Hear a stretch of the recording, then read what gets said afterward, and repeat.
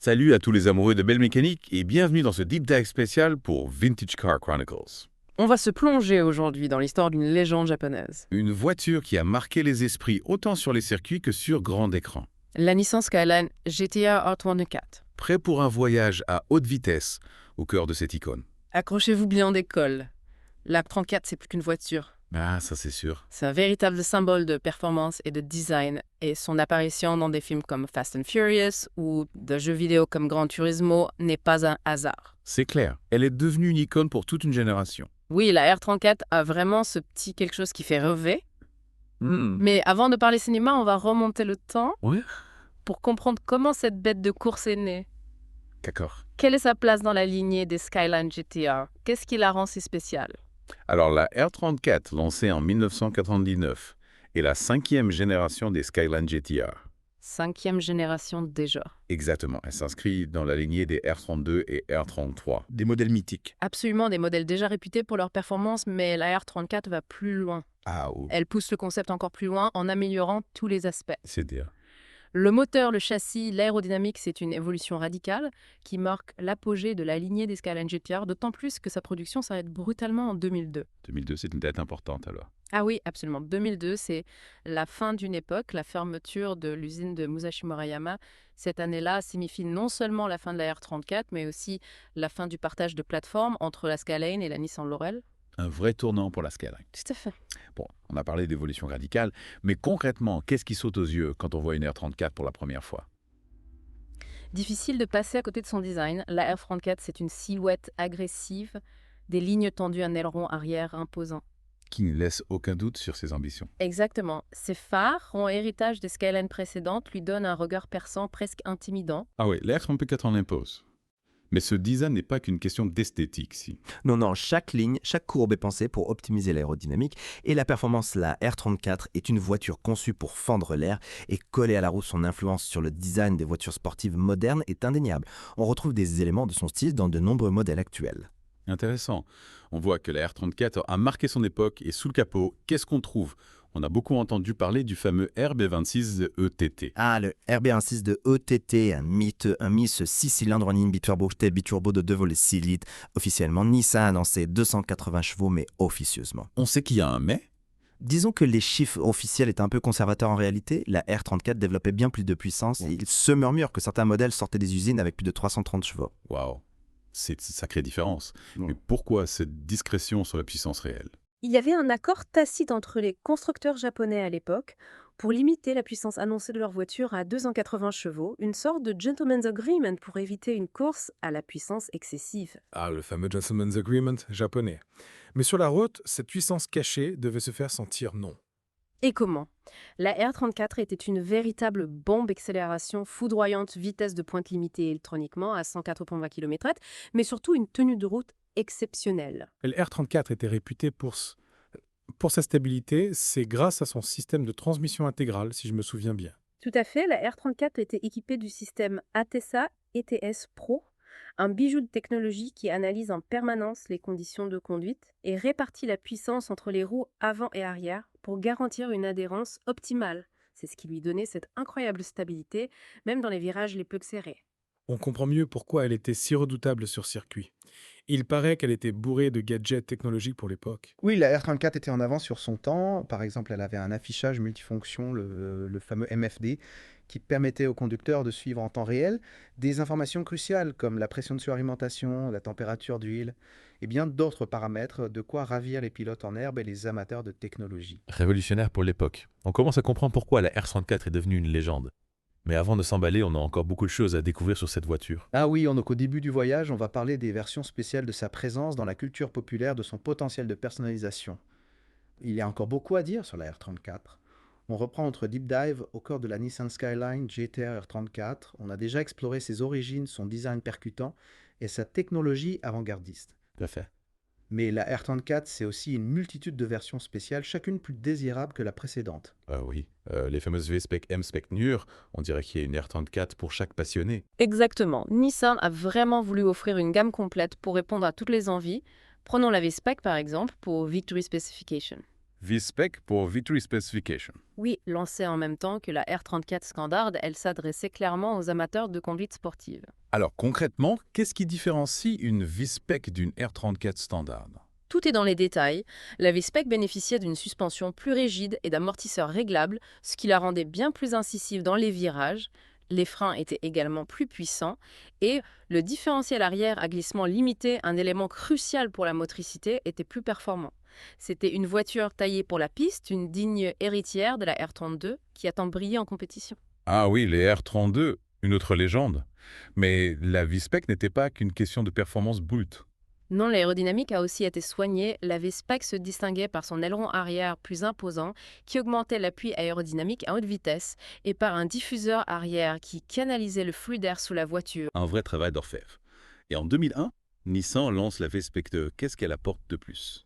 La V-Spec 2 reprenait toutes les caractéristiques de la V-Spec en y ajoutant quelques raffinements. Le plus notable, c'est l'adoption d'un capot en fibre de carbone avec une prise d'air NACA du nom de son inventeur, le National Advisory Committee for Aeronautics. J'avoue que le terme prise d'air NACA me laisse un peu perplexe. C'est assez simple en réalité. Il s'agit d'une prise d'air spéciale intégrée au capot qui permet d'alimenter le moteur en air frais sans créer trop de résistance aérodynamique. C'est une invention géniale qui a été largement adoptée dans le sport automobile. D'accord, merci pour l'explication. Donc la V-Spec 2, c'était la V-Spec en version améliorée, mais il y avait aussi la M-Spec, n'est-ce pas? Tout à fait. La M-Spec pour Mature Specification offrait une approche différente. Au lieu de se focaliser uniquement sur la performance pure, elle mettait l'accent sur le confort et le raffinement. Imaginez une R34 avec une suspension plus souple, des sièges en cuir chauffant, un volant guiné de cuir. Le grand luxe. C'est étonnant de voir une telle variété dans la gamme R34. C'est ça qui est fascinant. Nissan a voulu toucher un public large des puristes du circuit aux amateurs de grand tourisme. Et pour ceux qui recherchaient l'exclusivité ultime, il y avait les versions Nur. Ah oui, les Nur. Elles sont mythiques, celles-là. Elles portent le nom du célèbre circuit allemand, le Nürburgring, où la R34 a remporté de nombreuses victoires en compétition. Ce sont des éditions limitées, produites en hommage à ses succès sportifs. On imagine que ces Nur étaient des versions très spéciales. Elles étaient équipées du moteur N1, une version renforcée du RB26 DETT, développant encore plus de puissance. Esthétiquement, elles se distinguaient par des badges spécifiques et un compteur de vitesse gradué jusqu'à 300 km. Rien que ça. Il y avait aussi une V-Spec 2 de Nur et une M-Spec Nur, c'est bien ça. Exactement. Nissan a décliné la Nur en 2 versions pour satisfaire les amateurs de performance pure et ceux qui recherchaient un peu plus de confort. Et on ne peut pas parler des versions spéciales sans évoquer des S-Tune et R-Tune préparées par Nismo, le département compétition de Nissan. Ah oui, les S-Tune et R-Tune. Des monstres de performance. La S-Tune était déjà très radicale avec un gain de puissance significatif et un châssis optimisé pour la piste. Mais la R-Tune, c'était encore un autre niveau.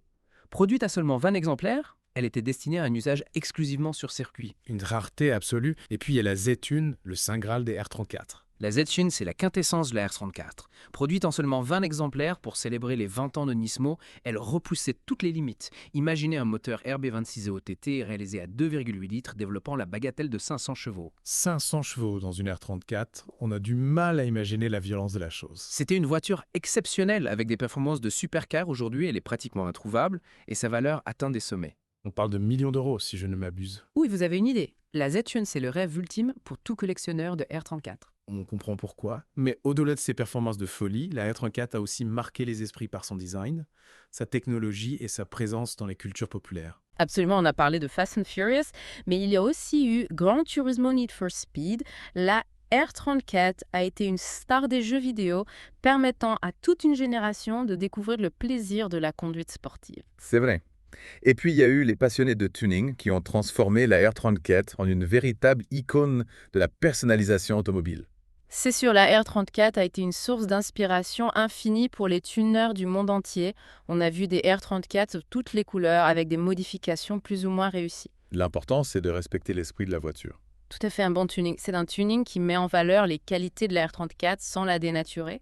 En tout cas, on peut dire que la R34 a laissé une trace indélébile dans l'histoire de l'automobile. Absolument, c'est une voiture qui continue de fasciner et qui a encore de beaux jours devant elle. On a hâte de voir comment la R34 va évoluer dans les années à venir et comment les passionnés vont continuer à la célébrer. Et qui sait, peut-être qu'un jour, on aura la chance de voir une nouvelle génération de Skyline GTR. On croise les doigts.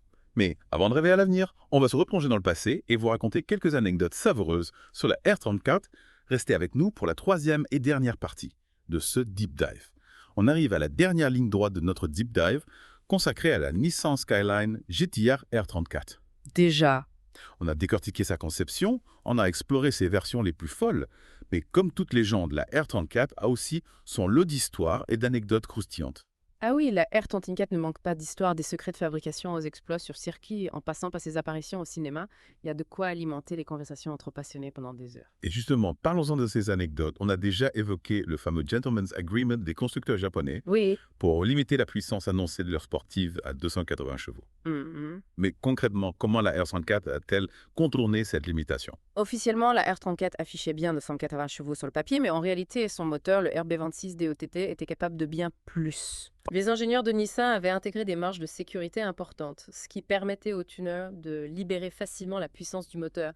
Il suffisait souvent de quelques modifications pour faire grimper la puissance à plus de 330 chevaux, Ah ouais. voire beaucoup plus pour les préparations les plus extrêmes. C'est fou, on imagine que les propriétaires de RC34 devaient se faire plaisir sur circuit. Absolument. La R34 était une bête de course.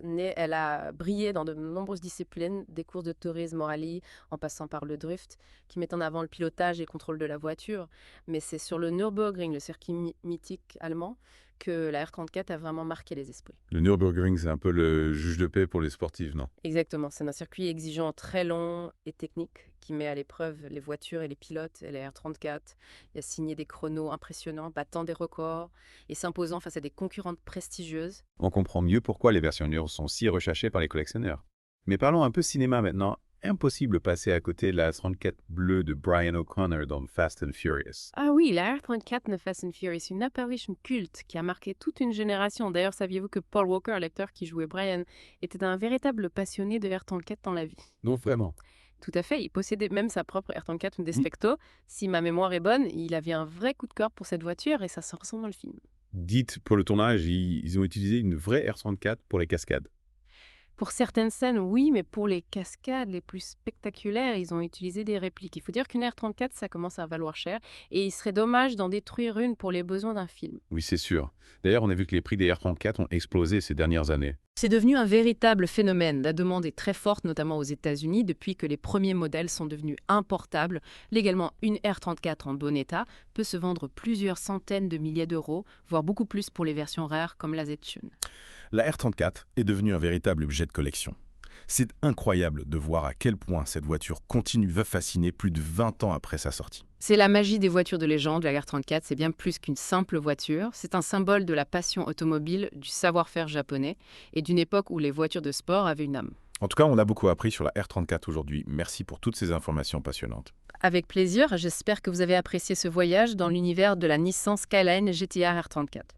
Un grand merci à vous, chers auditeurs de Vintage Car Chronicles, d'avoir suivi ce deep dive avec nous. On espère que vous avez appris des choses et que vous êtes maintenant incollables sur les R34. Et n'oubliez pas Vintage Car Chronicle, c'est tous les jours. Alors rendez-vous demain pour une nouvelle plongée dans le monde fascinant de l'automobile.